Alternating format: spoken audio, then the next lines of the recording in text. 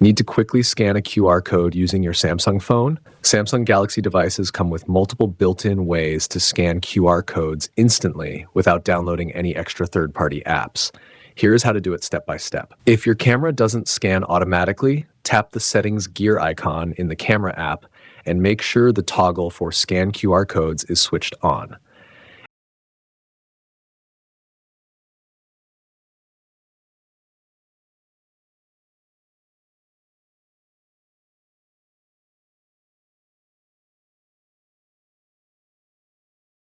And if you have a QR code saved as an image in your gallery, open the Scan QR Code tool from the Quick panel.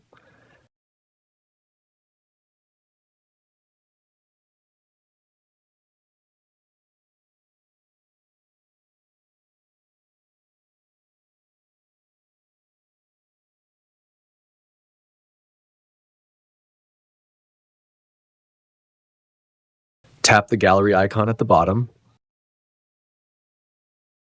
Select the picture, and it will decode the link instantly.